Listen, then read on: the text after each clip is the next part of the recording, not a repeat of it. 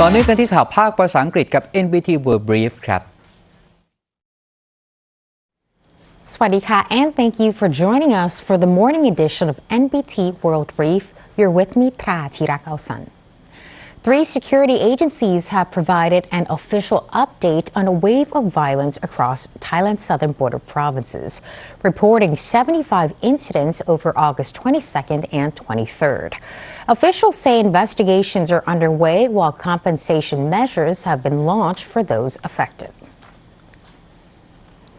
3 security agencies, the Internal Security Operations Command Region 4, Provincial Police Region 9, and the Southern Border Provinces Administrative Center held a joint briefing yesterday on the recent violence. Officials said 75 incidents were reported across 27 districts and 108 locations in Yala, Pattani, Narathiwat, and Songkhla, including 25 arson attacks, 30 bombings, and 20 acts of disruption. 11 people were injured, 6 men and 5 women, while 135 properties and assets were damaged, including buildings, vehicles, power poles, and telecommunication towers. The Internal Security Operations Command said delays in securing some sites were necessary for bomb disposal teams to rule out secondary devices. It also rejected reports of helicopters firing weapons, saying medical examinations found no injuries caused by high-impact military weapons. CCTV analysis showed the perpetrators deliberately filmed and shared images of the attacks to demonstrate their capabilities and challenge state authority. Officials also suspect support from drug trafficking and smuggling networks. Police are gathering evidence for legal action. Meanwhile, authorities are offering up to 50,000 baht in compensation for those injured, while private property owners will receive compensation for verified damage. A 24-hour coordination center has also been established to provide assistance and process compensation claims.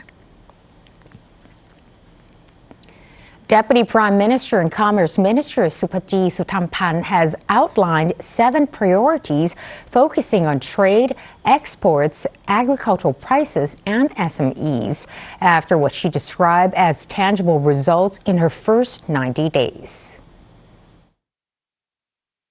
ถ้าจะประเมินตัวเองเนี่ยก็ต้องบอกว่าสิ่งที่คิดและสิ่งที่ทำมาก็เป็นสิ่งที่ไม่ได้เคยคิดแล้วก็ไม่ได้เคยทำมาที่กระทรวงหลายเรื่องอย่างที่ได้เรียนไปเพราะฉะนั้นเนี่ยเราก็ได้มีการริเริ่มในสิ่งที่เราทำใหม่ขึ้นมาเรามีการทำในเรื่องของการบูรณาการมากยิ่งขึ้นทั้งภายในกระทรวงของเราและกระทรวงอื่นๆนะคะเพื่อให้งานสำเร็จแล้วก็ได้ผลลัพธ์จริงๆส่วนในเรื่องของหลักการในการทำงานก็อย่างที่เรียนว่าเราตั้งใจที่จะแก้ปัญหาก่อนเกิดแก้ปัญหาทั้งเฉพาะหน้าระหว่างโครงสร้างทั้งระยะยาวด้วยเพราะฉะนั้นถ้าให้คะแนนตัวเองก็ต้องบอกว่าทำเต็มที่ทุกวันแล้วก็รู้สึกพอใจกับสิ่งที่ตัวเองทำแต่ถามว่าทำได้หมดทุกเรื่องหรือไม่ยังทำไม่ได้หมดทุกเรื่องค่ะเพราะว่าอย่างที่เรียนตั้งแต่ต้นว่าปัญหาที่มีมันไม่ได้เพิ่งเกิดขึ้นเมื่อวานนี้มันมีการสะสมมานานแล้วเพราะฉะนั้นเนี่ยก็คิดว่าสิ่งที่ให้คะแนนตัวเองก็คือได้พยายามรับมือกับปัญหาที่เกิดขึ้นด้วยท่วงท่าใหม่ๆแล้วก็สิ่งใหม่ๆที่ส่งมาทำให้กับทีมงานในกระทรวงนี้ได้มีมุมมองอื่นๆในการทำงาน The Commerce Minister says the ministry will focus on protecting consumers, businesses, and farmers while tackling economic problems proactively through structural measures rather than waiting for problems to emerge. A key priority is accelerating international trade negotiations, including FTAs, the ART agreement, and U.S. Section 301 issues to reduce uncertainty for businesses. Although around 72% of Thai products linked to the U.S. are already exempt, the ministry aims to conclude talks quickly while protecting Thailand's interests. Thailand also aims to boost exports to double-digit growth. Export value currently stands at 6.2 to 6.3 trillion baht, with full-year exports potentially exceeding 12 trillion baht and growing 8 to 10% despite shipping, energy, and geopolitical risks. Minister Supaji said agricultural price stability remains a key priority, especially for rice, cassava, animal feed corn, palm oil, and rubber. The ministry has also absorbed 200,000 to 300,000 tons of southern durian and mangosteen to support prices. She described agricultural measures as her most satisfying achievement in the first 90 days, saying they had delivered tangible results. As for rice, 5 measures, including loans to delay sales, support for farmers and mills, absorbing around 3 million tons of output, the Pranit Rice Program, and technology to identify areas with low prices. The ministry will also expand opportunities for SMEs and strengthen action against nominee businesses, working with 23 agencies. Inspections have so far covered 46 provinces.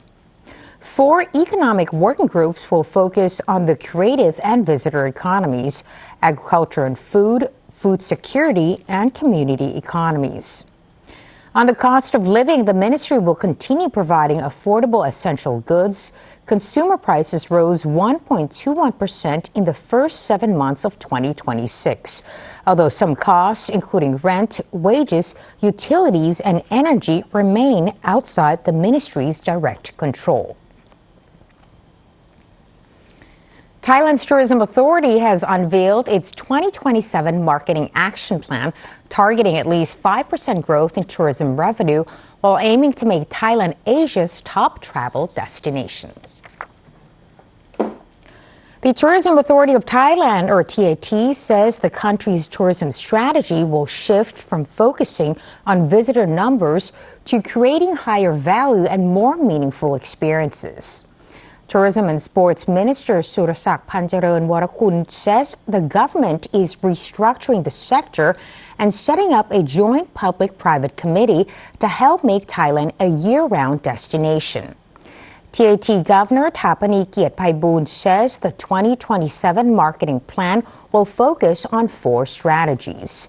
They include diversifying markets and reducing reliance on existing markets by expanding into Eastern Europe and Latin America. TAT also aims to upgrade travel experiences, shifting from selling value for money to creating meaningful experiences. New economic drivers will include lifestyle tourism, premium and wellness travel, international festivals, and sustainable tourism.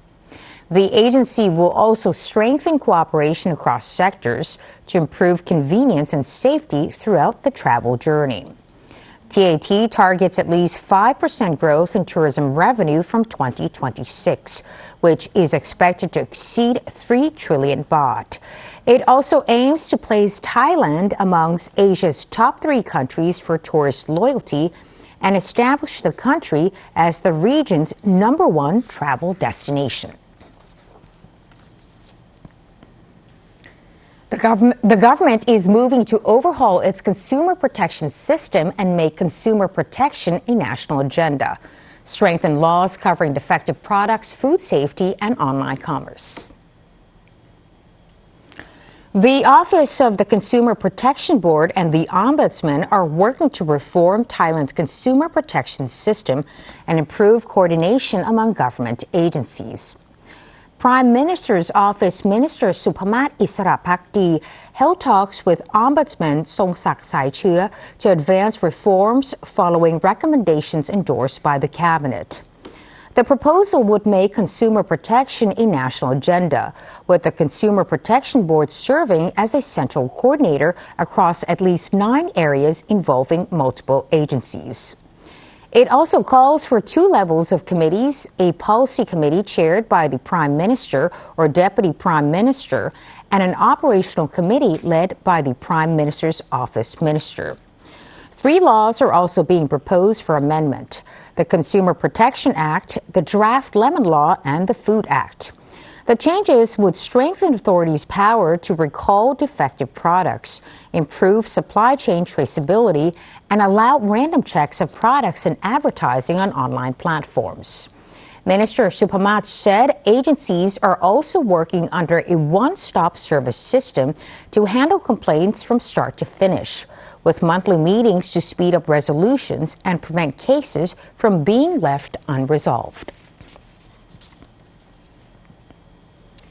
And that wraps up our morning news report. Stay updated with the latest developments. And for more stories, simply scan the QR code on your screen to access our full coverage across all media platforms. Until next time, สวัสดีค่ะ